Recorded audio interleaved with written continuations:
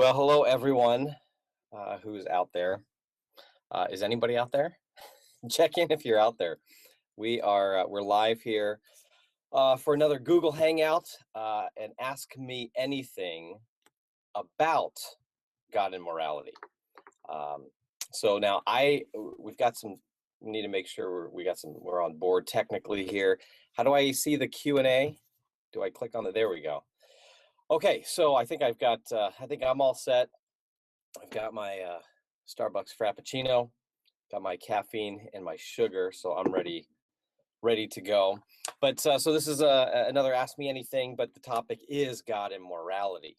So it's not just Ask Me Anything, but Ask Me Anything that kind of pertains to God and morality. And we want to kind of focus it in on that topic tonight.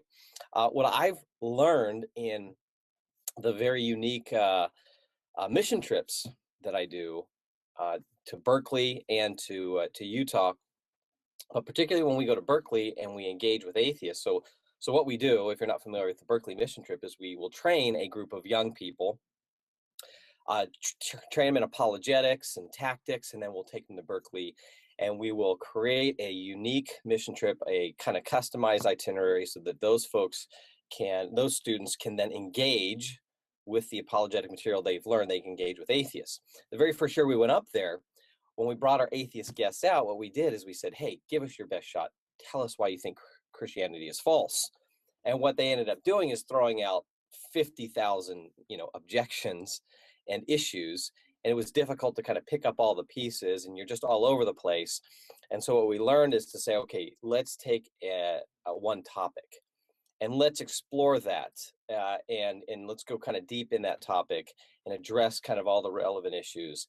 And so we learn to kind of hone in on the topic. And so that's kind of what we're doing here, is we want to deal with the topic of God and morality and maybe the issues and questions that surround that particular topic, so that we don't get on 50,000 different topics and all these different rabbit trails. Okay, so it's an Ask Me Anything about God and morality. Now, if you want to ask questions, you can ask questions on the Google Hangout here. If you are watching in the Google Hangout, you can type in your questions and they will pop up on the side screen, and we'll kind of deal with those. Some people have already sent in some questions. Some have, you can also, if you're watching this on YouTube, you can watch this on YouTube. You can submit questions in the comment section of YouTube. And my partners here at Stand to Reason, Brooke and Amy, are going to help filter those questions to me. You can also leave a question or comment in our blog, the Stand to Reason blog, and ask questions through that, or Twitter. If you use Twitter, just make sure you use the hashtag STRask, and we'll filter through some of those. Now, I already noticed that some of those questions on the STRask hashtag aren't related to this topic, so we won't be going into those questions. So make sure you ask questions that are related to the topic of God and morality. If you're using Snapchat, you can Snapchat us. No, I'm just kidding. You can't Snapchat us. Okay. All right, let me just say a few things in opening, and then we'll kind of deal with questions as they come. We'll go to about 7:30 on this and go for about an hour or so. But I think it's important for those of us who are in apologetics and who study these things and engage in these things and engage in these kind of conversations and think carefully about these issues, that we remember to constantly be translators. Right? I think it's important for us not to kind of simply become apologetic junkies. And I know there's a blog called Apologetic Junkies, and no, I'm not making any comment on that blog, because that name might not necessarily characterize what I'm going to characterize when I talk about an apologetic junkie. But there are those of us who go to conferences and read books and are engaged in the dialogue and the conversation and the debate, and that's all good. But I think we need to realize that there's some really key purposes to apologetics. One would be, of course, for the building up of the faith of believers, to give them confidence in what we believe is actually true. And then also, as we engage a skeptical world, a secular world, a non-believing world. And so I think in both those instances, for those non-apologetic junkie types, for the non-apologetic experts who aren't into it like we are, we have to constantly translate.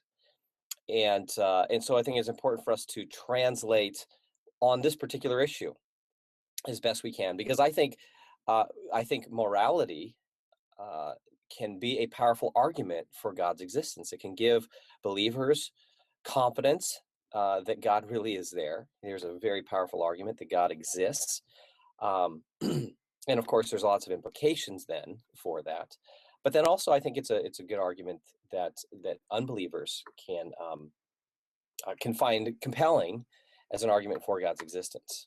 Okay, so we need to translate. And so, of course, just at the outset, when it comes to this topic of God and morality, we have to make sure that we make a careful distinction up front. And it's a philosophical distinction that we're going to have to do some translating for people. And for those of you who have kind of explored the issue of God and morality, you're probably aware of the basic distinction that you need to make up front, and that's the distinction between two branches of philosophy, metaphysics and epistemology. Right, so epistemology is simply the study of knowledge. We're asking, what do we know? How do we know it? What counts as knowledge? These kind of questions. Metaphysics is a branch of philosophy that studies reality and asks the question, what is real? And so when we are looking at this issue of God and morality, the epistemological question might be something like, how do we know morality? But the theist, the Christian, is interested in a more foundational question primarily, and that is, what is the basis for morality? What's the foundation for this thing? Not just can we know it? And of course, the skeptic wants to respond and say, and often will confuse this issue. And I'm going to illustrate it for you in a second here, but we'll confuse the issue and say, well, look, I'm an unbeliever. I don't believe in God's existence, and yet I can act morally. I can know moral truths. And to that, we want to say, yes, of course. The atheist, the skeptic, the unbeliever, the person from another religion, yes, they can act morally. That is not our claim that atheists or skeptics don't act morally. In fact, I tell my atheist friends, hey, look, you can be just as moral as me. You could be more moral than me. I'm not claiming anything about your ability to know moral truth or to act morally. Those are the epistemological issues. What we're focused on when we start making the case that God is the foundation of morality, we're interested in the metaphysics. We're interested in the question of what grounds this thing. Okay, so now those are philosophical categories. How do we illustrate this? Well, here's an illustration I like to use. Let's say a friend is reading the newspaper, and they're sitting at Starbucks, and you walk in and you say, hey, what's up? And go over and say, hey, what are you reading? Say, oh, I'm reading something on I don't know, some political issue, what's going on in the Middle East with ISIS or something like that. I'm reading an article on ISIS. And then you respond and say, oh, who wrote the article? And the person says, no one wrote the article. You say, what do you mean no one wrote the article? You're reading an article, so who wrote it, right? You're asking for the explanation of the existence of that article, right? Who's the writer? The person says, well, I don't have to believe in writers to read this article. Well, think about that statement. I don't have to believe in authors or writers to read the article. Is that true? Well, yeah, of course that's true. You don't have to believe in authors to read articles. You could believe that authors don't exist and still read articles. And that kind of illustrates the epistemological issue, right? You don't have to believe in God to be moral. But what we're asking is, look, if you've got something like an article, the existence of an article needs an explanation, right? What's the grounding of that thing? What is the foundation of that thing? Where does that thing come from? Where does that article come from? Seems like the best explanation for articles is an author. For an author or a writer best explains or grounds an article. And so can somebody not believe in writers and still read articles. Yes. Can someone not believe in God and still be moral? Yes. But what we're saying is, look, if you think there's this thing, morality, if there's an article, the best explanation is a writer. If there is morality, the best explanation is a moral being like God. Okay. And so that's a very important distinction we make up front and kind of kick off our conversation here on God and morality. And so that's how that's how we need to talk about this when we're making the argument that God is the best foundation for morality. God is the best explanation for morality. Okay, so that kind of gets us kicked off. Send in your questions on Twitter, YouTube, the STR blog, in the in the Google Hangout here, and we'll deal with some of these. Okay, so here's one. Let's deal with this one. This is a good question. It says, please explain why God, being the author of life, gives him the moral, as being the author of life, how does that give him the moral authority to take life? Contrast this to the example of a parent taking the life of their children. Thanks. Okay, that's a good question. And so there's I think a couple issues to think about there. We want to think about, okay, this one kind of already assumes that God is the foundation of morality, okay? And I think we'd want to say it's God's morality is rooted in God's nature, his good nature. So something like a moral value, like love or kindness, is rooted in the character of God. All right. Now, from his character flow commands. And so God will issue moral commands. And from those moral commands, we then have duties or obligations to obey those commands. And so God says it is wrong to take innocent life. And so that's a command. Do not murder. Then we have a duty. There's a corresponding duty to that command. The obligation, the duty that I have is not to murder. I have an obligation not to take innocent life without justification. Now, God himself, no one is issuing God moral commands, right? He is the source. His character is a source of moral value, and his character is then the source of moral commands. He's the one who issues moral commands, but no one is issuing God moral commands. So therefore, he doesn't have any duties to anyone else. He just acts consistently with his nature. So he doesn't have an obligation not to take life. He doesn't have obligations to anyone or anything because no one's issuing him commands. I think now, okay, so back to so I think that gives a little foundation here. So that God doesn't have an obligation to take life or not take life.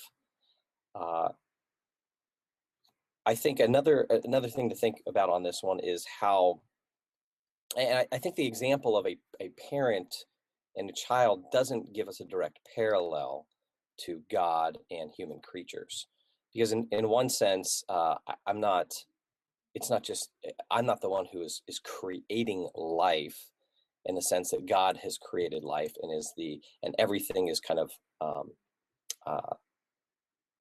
obligated to him in that sense. I have my obligations to my children actually are obligations. I take care of my children because I have this greater duty to God. You see, my obligations to my children are in virtue of my obligations to God. So that's different. God doesn't have obligations to human beings in virtue of some larger obligation to someone else or something else. He just is the author of life, and he is the source of all goodness. His moral character is the source of all goodness, and so in that sense, the example is not a direct parallel, but it seems like as the author of life, number one, if he is a moral being, then that he would, when he takes life, there are good grounds to do so. He would be morally justified, or he would act. Maybe a better way to put it is that he would act consistently with his nature in the giving or taking of life.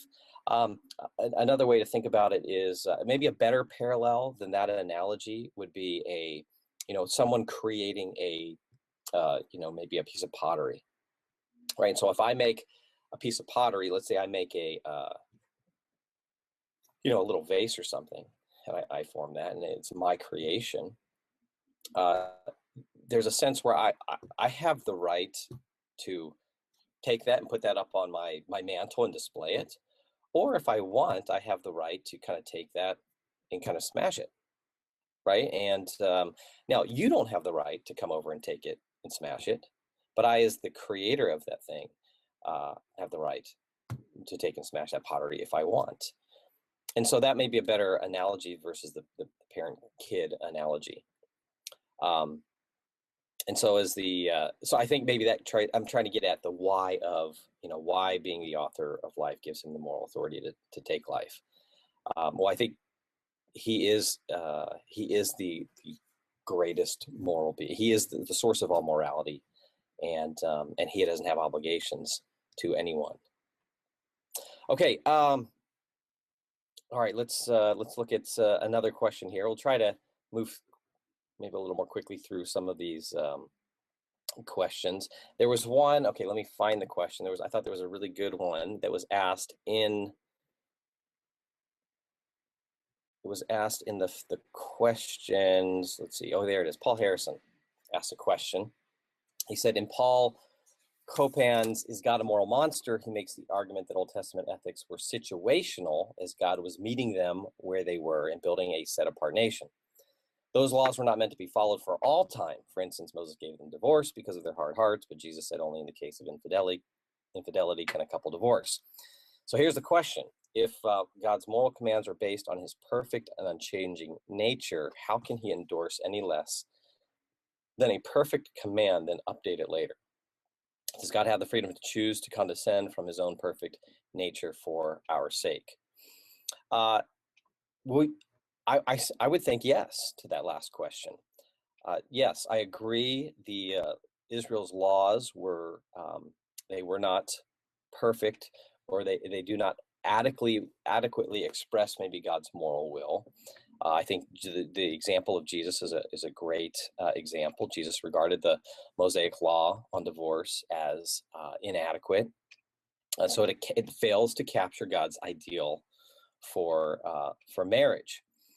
But this was, it seems to me, this kind of ideal gets historically conditioned, if you will, by maybe the moral callousness of the people who this ideal is given to.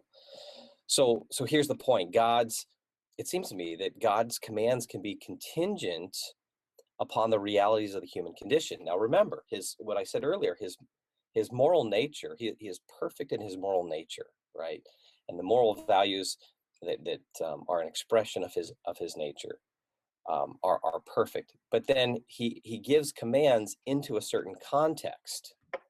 So the commands are not the same thing as the nature, but the commands are issued in accordance with the nature, but the commands are issued relative to the time and place of the recipients of those commands. So you got real people in real circumstances, and they may not be capable of receiving or carrying out God's moral ideals for them.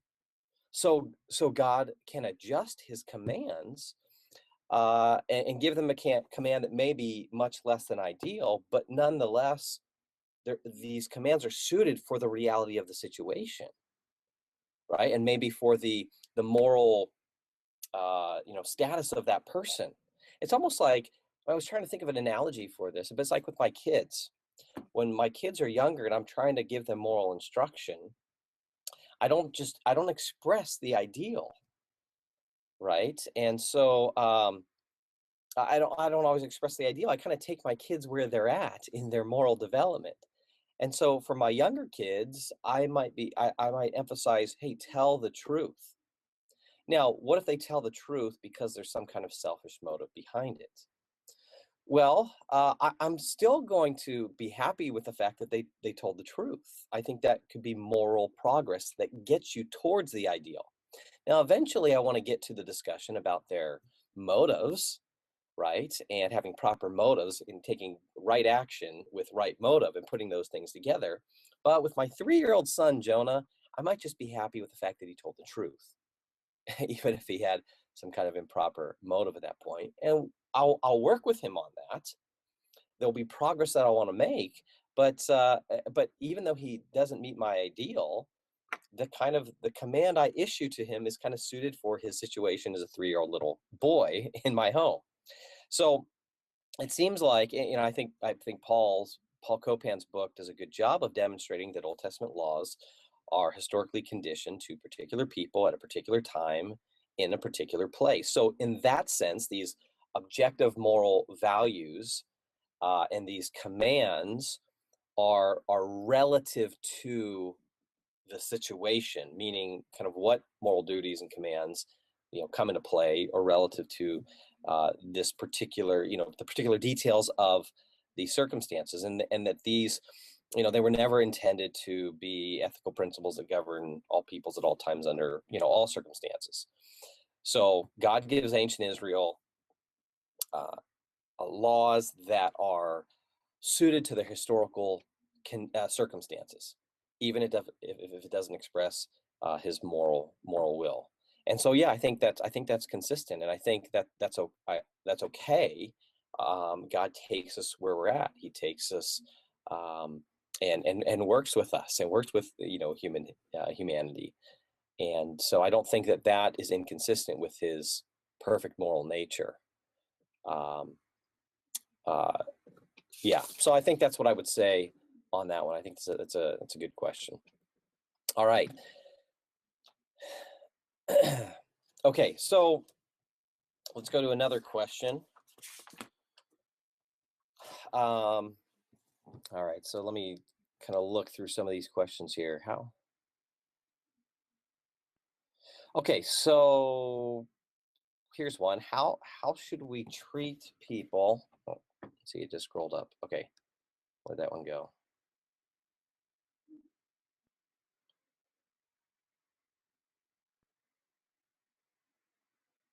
Okay, so how should we treat people who seem to be borrowing from the Christian belief but denies they are doing so? So I'm guessing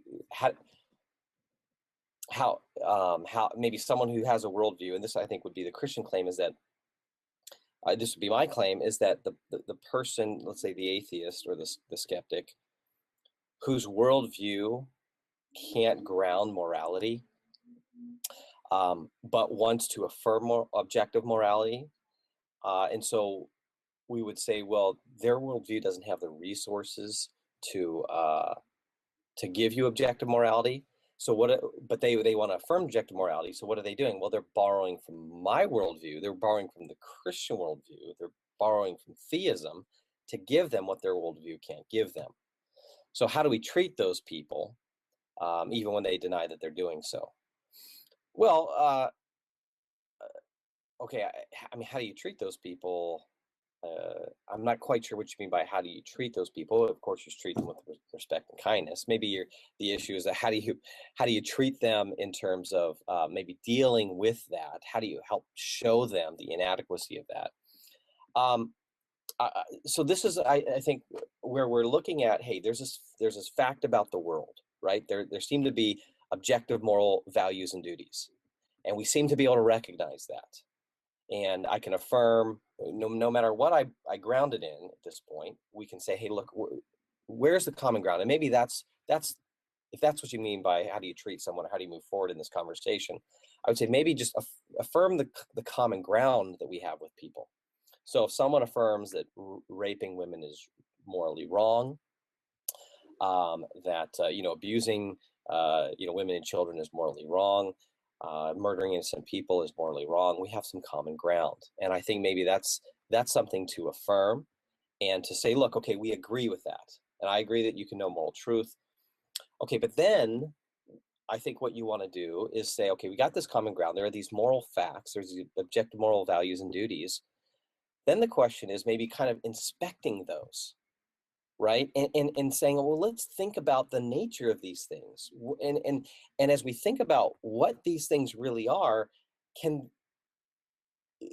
we offer maybe a better explanation for these than other explanations that are offered? So for instance, so here's trying to kind of cash this out in an example, translate for people. Okay, so let's think about a moral obligation, right? A moral command and a moral obligation. So let's say I'm sitting in a Chinese food restaurant. I'm eating my Chinese food and a delicious meal, and I'm finished. What do they bring me at the end of that meal? They bring me fortune cookies, right? And fortune cookies are a lot of fun. You open up crack open the cookie. Usually the cookie's not very good. Set that aside. You just want to read the fortune. My kids just want to read the fortune. And so you read the fortune. Now imagine that the fortune says, that little piece of paper in the cookie says, get up and leave now. Now that's a command, right? But think about it. If you saw a fortune cookie that issued a command, do you also kind of feel this obligation? Do you sense there's an obligation to obey that command that's kind of been issued forth from the fortune cookie? No, it doesn't seem like there's an obligation there to obey that command. Now, let's say you're at the end of the meal, and there's a lady at a table sitting next to you, and she says to you, hey, get up and leave now. Notice the same command, but do you experience an obligation to then get up and leave at that point? Well, no, I'm guessing you're going to ask a question. You might say, why? Or you might ask, who are you? Now, what if you say, who are you, ma'am? And she says, I'm just another customer here, but I want you and your family to get up and leave now. Are you going to get up and leave now? I don't think so. I mean, you might get up and leave just because you don't want to deal with that. But is there an obligation for you to get up and leave now because this other customer has commanded it? No. Okay, now what if that same lady says, or the lady says, get up and leave now, and then you say, well, why? Who are you? And she says, well, I'm an undercover FBI agent. We're doing a major drug sting right now. We're about to bust the owner of this restaurant. You better get up and leave now. Do you get up and leave now? Is there an obligation now to get up and leave now? Yeah, I think so. Now think about it. In that situation, you have the same command. Get up and leave now. Same command in all three situations.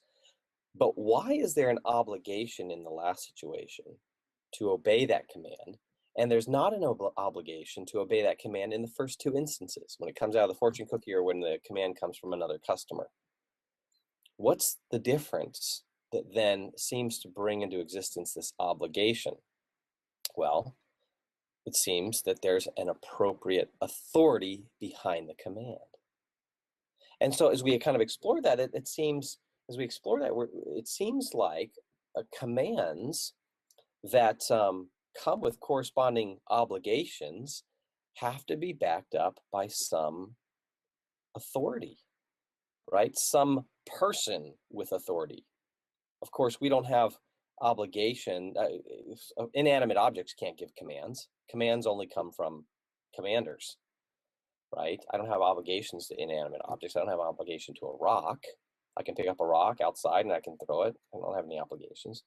Of course, I can't pick up that rock and throw it at you and hit you. I have an obligation not to harm you, right? And so there's another aspect. So not only is there an appropriate authority, but it's a person with the appropriate authority.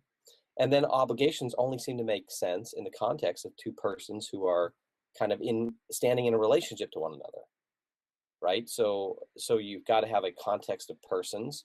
You got to have a person with the appropriate, or the appropriate authority, moral authority, and then there's an obligation. So as we're thinking through that, we think, wait, okay, there seem to be these commands that govern the universe, and we have obligations. We have obligations not to murder innocent people. for no reason whatsoever. Okay, well, who am, and there's the who am I obligated to, or what am I obligated to? Well, actually, the what am I obligated to doesn't seem to make sense of the obligation. Who am I obligated to? If I indeed have that obligation, well, it seems like a person with the appropriate authority, someone like God. And so I think that's kind of maybe how I would move forward with a person who is wants to affirm objective moral values and duties and obligations, but denies that they're doing so. I would just want to say, hey, look, this doesn't seem to fit in your worldview. So there is no, in the atheistic worldview, there is no who that you're obligated to. But in the Christian worldview, there is a who that we're obligated to. And so this idea of moral obligation fits better in our worldview. And that's why I would suggest that you're borrowing from it. And just you're trying to help them see that it's almost like, think about a puzzle. Okay, here's the atheist puzzle, the atheist worldview. And you have this piece of the puzzle, objective moral values and duties. Saying, look, it doesn't fit in that puzzle. You can't force it in there. It doesn't fit. But over here in the Christian worldview, it does fit, and here's why. So I think that's, hopefully I understood the question correctly. But I think that would be maybe helpful in moving forward on that one. Okay. Wow. Okay. A lot more questions here.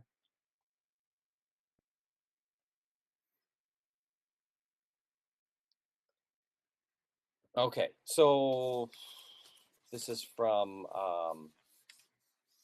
Lance. Do you think God is necessary for moral facts being objective? And if so, how would you defend this claim? How are theistic theories of moral ontology able to account for these important characteristics? Well, it seems to me that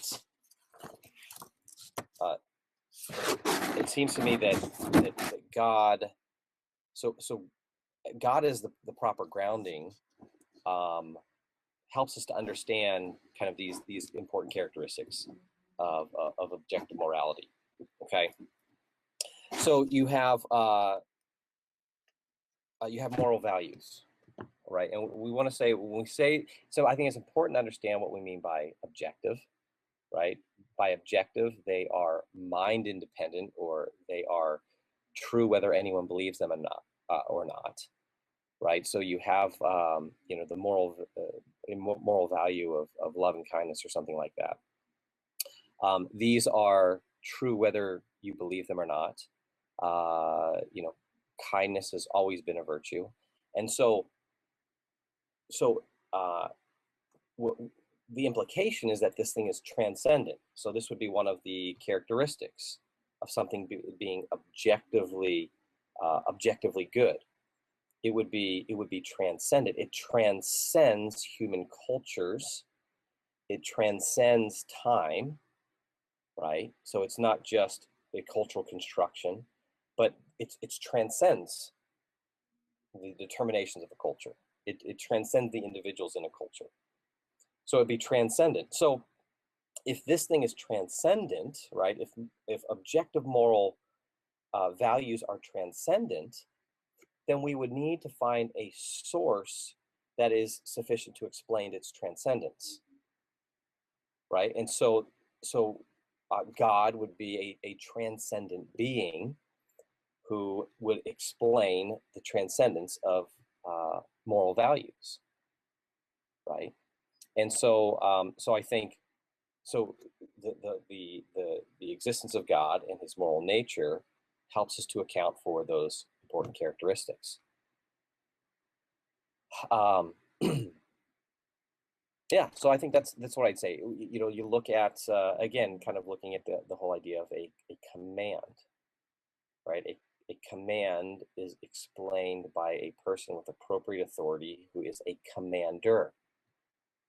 And so in that sense, that characteristic of morality is explained by a person like God who has the appropriate authority to issue commands that are consistent with his nature. So, so I think it's kind of looking at the details, and the source is sufficient. God, as a source of morality, is sufficient to account for these characteristics we discover in the world of morality. We see morality, and that's what we kind of do. There's this fact of morality. We start kind of inspecting it for its characteristics, and of course, then those characteristics help point to the best explanation of the grounding of them, right? And this is where I think uh, atheistic accounts would fail. Atheistic explanations would fail because you have kind of morality arising from a non-moral source. You're getting value from a valueless source, right? You're getting, you can't get those things. Those aren't sufficient. More evolution, atheism don't have the resources to give you these characteristics that we discover about morality. Okay, so thanks for that question, Lance. Good question. All right, let's keep moving here. Yeah, okay, so here's a good question. Are there any judgments? I think this is from Scott Richardson. Are there any judgments from God nowadays for immorality as there were in the Old Testament, or are we free from his judgment now? Well, I guess I'd say a couple things. Number one, the Old Testament is describing God's relationship with Israel, right? It's describing what God is trying to accomplish through the nation of Israel. So there's specific purposes and plans for the nation of Israel that God doesn't have for a particular nation nowadays, right? And so God was choosing to set apart a people for himself that he would then bless all the peoples of the world through, right? The whole Abrahamic covenant. And so he attempts to carry that out through the nation of Israel. And so his relationship with them is special. And the commands that he gives them are specific to their historical situation, and the corresponding judgments, I think, are for those particular historical circumstances. So I don't think the judgments of the Old Testament in relation to the nation of Israel stand for us today. So I don't think we can claim that these judgments laid out in the Old Testament for the nation of Israel somehow have application to us. Now, could it be that God does judge immorality and offers specific judgments on immoral behavior? Well, that could be, but we would have the problem of knowing that. How do we know? So this is when when a Christian leader comes out and pronounces God's judgment on the United States because of our behavior, right? Some act, some natural disaster is a judgment from God for America's immorality. My question is, how would you know such a thing? How would you know that? Unless unless God somehow communicates that to us. So it's just possible that there could be judgments from God for immorality. Not like there were in the Old Testament, I don't think, because that was, again, a specific relationship with the nation of Israel and God's specific purposes for the nation of Israel. But God could offer judgments on immorality. But how would we know? I don't think there's any way that we could confidently say, yes, this particular action is God's judgment on this country or that country for these particular actions. We just wouldn't know that. Now, are we free from his judgment now? Well, it depends on what you mean by that. In one sense, no, because you might, in the sense that there are consequences for our actions. I mean, there are natural consequences for our actions that really is grounded in God. That would say, no, we're not free from judgment in that sense, right? If we are designed by God and he has certain intentions for us morally, and we choose not to act in those ways, we act inconsistent with how we've been designed to act morally, well, then there are going to be consequences. It's kind of like, if I have a washing machine at home, okay, here's maybe an analogy to help explain this. But if I have a washing machine at home, there's a manual that tells me how to operate that washing machine, right? And there was a designer who designed that washing machine, and he designed it in such a way that it's supposed to function in a particular kind of way. So if I go into my garage and grab all of my dirty tools and take those over to my washer and dump them in my washer and say, I want to clean my tools, put them in my washer, I'm using that washing machine in a way it wasn't intended to function. And so guess what's going to happen? There are going to be consequences, right? It's going to break down. And I think in the same way, we could say, as as designed beings, our designer has certain intentions for us, certain ways in which we are to act, and those ways are moral ways, consistent with him and his good, holy, nature. When we act inconsistent with his nature and with his commands, then we break down. So, and you see this, with sin, and you look at kind of sociological studies that will demonstrate, people who live, promiscuous lives or something like that. There are consequences that couples that cohabitate. There are consequences to that behavior for relationships. The rates of divorce and the reporting of distrust and those kind of things. The breakdown of that relationship is much more likely. So there are consequences. So in that sense, if that's what you mean by judgment, yes. Is there a specific judgment that God is kind of directly causing? Well, could be, but we can know that. Okay. All right. Thanks for the question, Scott. Okay, let's scroll through. Wow, it's already 7:15. I don't think I've taken one drink of my coffee. All right, while we've been talking. You want one of those? Oh, are they?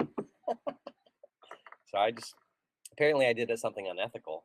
I stole one of Amy and Brooke's Frappuccinos. They were in the refrigerator. I saw no name attached to them. So I'm going to have to do some moral reasoning here with these ladies. Okay, let's move on.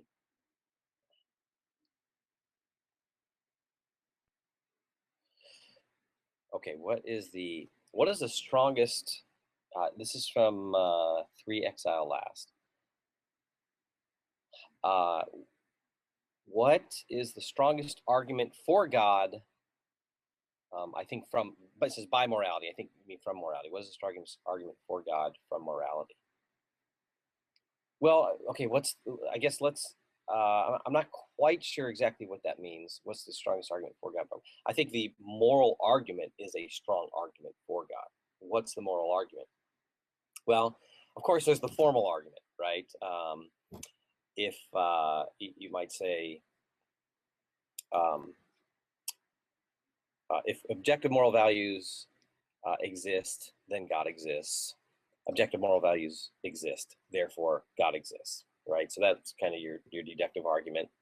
Now, of course, we don't talk this way to normal people, right? We don't talk in terms of premises and conclusion. It's good to think in these ways and to know the arguments and that kind of thing. But let me just kind of, how do we talk about these things with kind of normal people? Your neighbor, your family members or friends who, don't have formal training in philosophy. Well, here's the way I like to think about it. You start with obvious truths, right? You start with an obvious truth. And so what might be an obvious truth when it comes to morality? Well, hopefully, it is wrong to torture children for fun. It is wrong to torture children for the pure pleasure of it, right? Hopefully that's an obvious moral truth. Now, okay, I actually was engaging with an atheist on Twitter this week who was asking, like, why do we add the for fun part? Or why do we add the, for pleasure part? That's simply just to clarify. Okay, so if I said it's wrong to torture children, someone could offer some complex scenario where the torturing of one child saved 10 million lives or something like that. So then you would have a case where it'd be justified to torture a child. Okay. So when I add for fun, that's simply to eliminate that kind of option, just to make this as clear as possible. Okay, there's not some moral justification to be offered. The reason why you're torturing this child is for the pure pleasure of torturing children. Okay, so I just want to be real clear here. So is it wrong to torture children for fun? Hopefully the response is yes. Okay, again, what am I trying to do? I'm trying to establish some common ground. And it could be, it could be a host of things. Is it wrong to rape women? Is it wrong to, to practice racism on a daily basis? Is it wrong to murder people for no reason? Okay, these kind of things. These are what we call obvious moral truths. We can establish some of these. We have some common ground. The person affirms them. Then what we're going to do is we're going to say, okay, so we've kind of reflected and we realize there are these objective moral facts out there. They're not dependent on human preferences. They're not dependent on human subjects. They exist. They're transcendent, on and on and on. Then the question is, what's the best explanation? So I think kind of first step is saying, hey, do we have common ground? Do we both affirm the existence of objective moral facts, real moral facts? Here's some examples. Okay, if we just have one of those, then we have some common ground. We both hold that there are objective moral truths. Okay, then the question is, where would such a thing come from? Right? And now, of course, if the person wants to deny their objective moral facts, the other option is some kind of moral subjectivism, right? Morality is relative to the subject. And then, of course, we would go that route in dealing with kind of the moral relativism. But if they hold that there are these real objective moral facts, which I think a lot of people when pressed will hold, we'll come to that conclusion. Then the question is, where does this come from? What explains it? That's the argument. And that's what you're trying to help them see, is the best grounding, the best explanation, the appropriate basis for this thing is God's existence, right? So think about, grounding. It's kind of like, I plant flowers at my house, right? Some flowers require a certain kind of soil to grow up out of. I just planted some tomatoes and they require, moist soil all the time or else they will die. Well, that's kind of the whole idea of grounding, right? What's the kind of soil or explanation that gives rise to this thing that you discover morality? I see the flower, I see it, morality. Okay, so what's the grounding that best explains this thing? That's what you're trying to do. And so, so I think the strongest argument is just pointing to is kind of appealing to people's basic moral sense. It's what Paul talks about in Romans 2, right? The Gentile who does not know the law, he knows the law instinctively because it's written on his heart. So so we know from Scripture we have common ground with the unbeliever in that God's moral law is written on our hearts. We have the ability, we have the moral equipment to recognize moral truths. We have moral intuitions, right? Just like I have eyes that help me perceive the world around me, I have the ability, I have sense perception, right? I'll walk outside and I may see a dog in front of me. I say, there's a dog, right? I see it.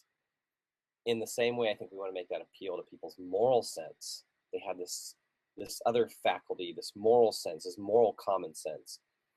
And they don't see some object physically. No, they reflect. So it's a different kind of seeing. They reflect.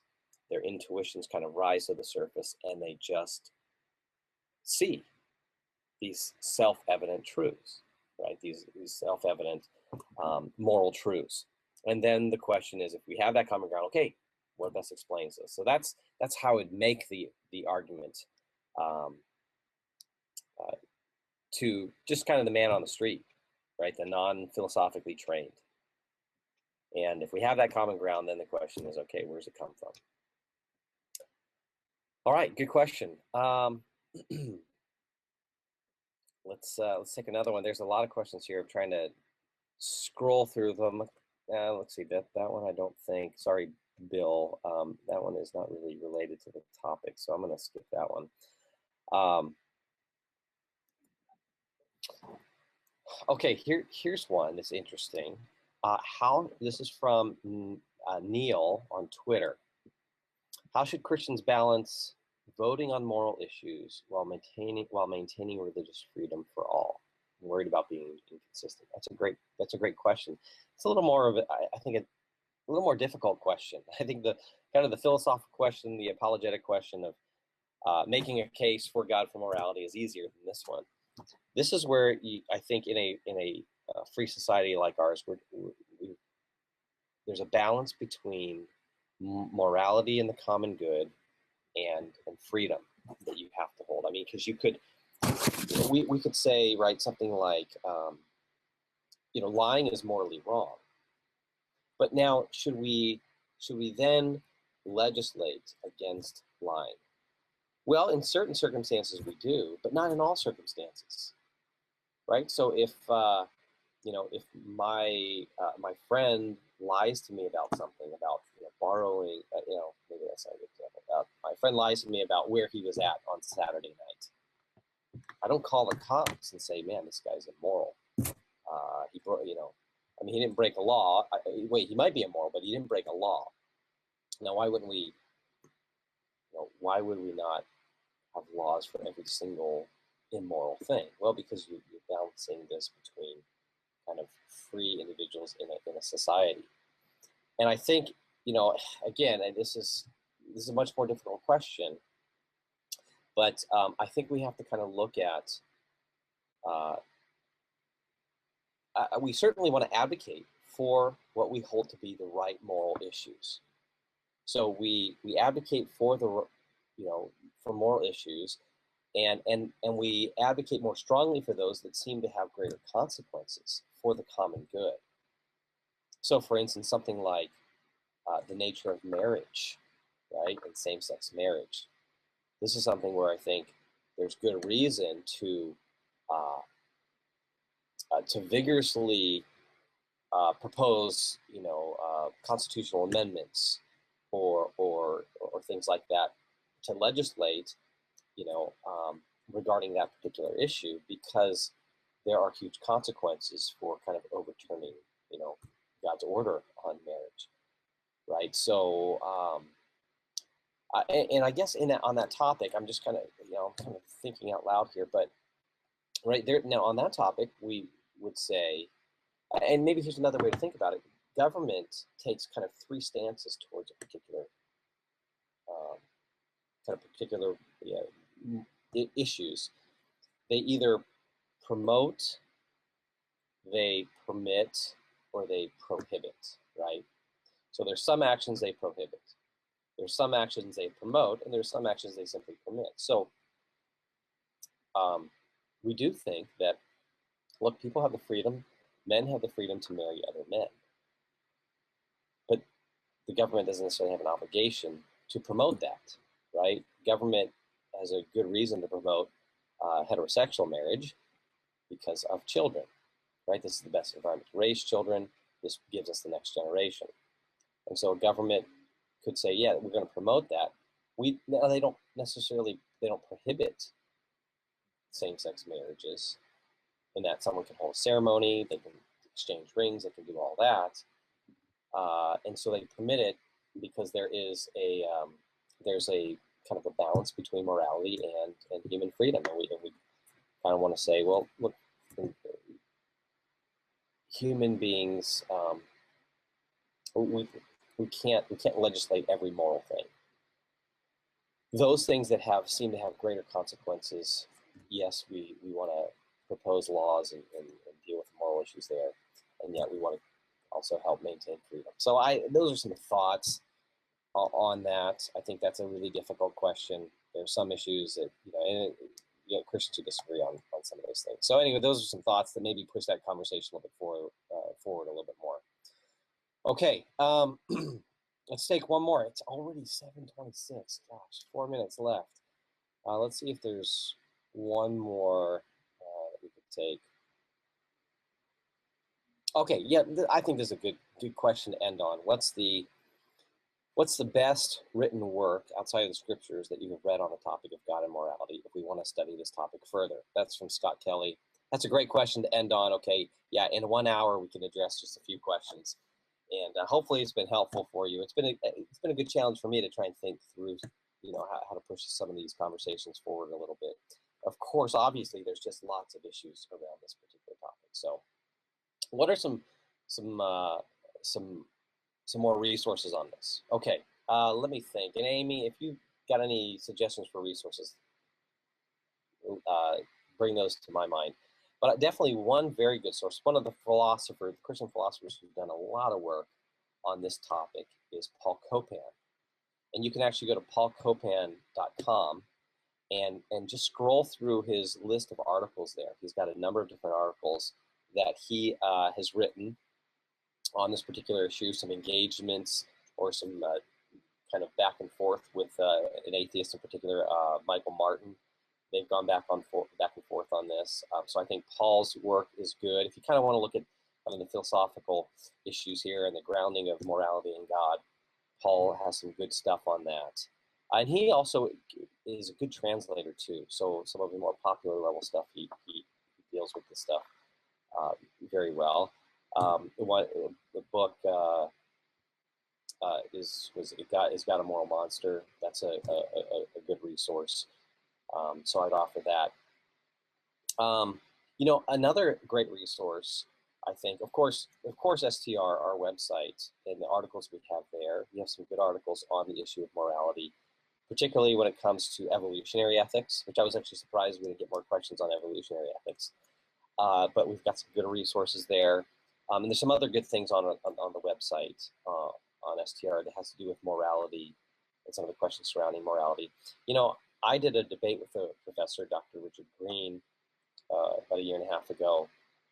And one of the things I did for preparation for that was I went to Bill Craig's website, reasonablefaith.org, and I think I did a search from under morality.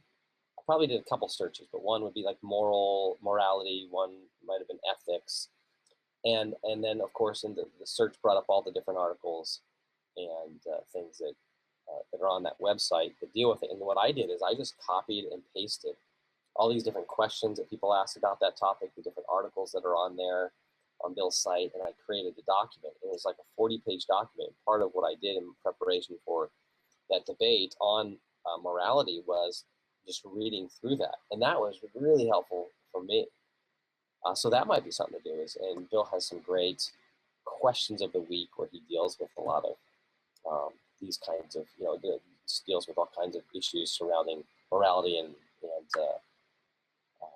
objective morality, grounded in God, and all that stuff. So that'd be another one. I'm trying to think of is there a more popular level book that you can think of? I can't think of anything on the top of my head. It'd be great to write an ambassador's guide on this one. That'd be a good topic to do. Yeah, I can't think of. Yeah, if you're interested in a good, oh no, a good resource. Anyway, that probably is a good place to start. Paul Copan stuff, our website, str.org, and then reasonablefaith.org. I think those would be some good resources to get a little bit deeper into this issue. Okay, thanks for the question, Scott, and I'll leave you guys with that. Again, hopefully we've been able to explore this issue a little bit more in depth, give you some things to think about, try to put some handles on some of these kind of complex issues, right? You get philosophical. My challenge to you is to try and figure out ways to illustrate these kind of things, particularly as you engage with your friends and family. This can be your non-Christian coworkers. This particular issue can be a good argument for God's existence. It can be a good pointer for people to the fact that God is real. It can get you in good conversations about the fact that there is objective morality, right? Because I think the default position for many in our culture is some kind of subjectivism when it comes to morality, and we have to disabuse people of that. Our youth, in particular, are just default relativists, and so just being able to make the case that there are moral truths and that we know them is a huge start with young people. So anyway, hopefully this was helpful. We'll look forward to the next Google Hangout, the next Ask Me Anything event. and maybe explore another topic. So thanks for hanging out with us. An hour flew by with you guys, but I look forward to the next time. We will see you then. Thanks a lot for tuning in.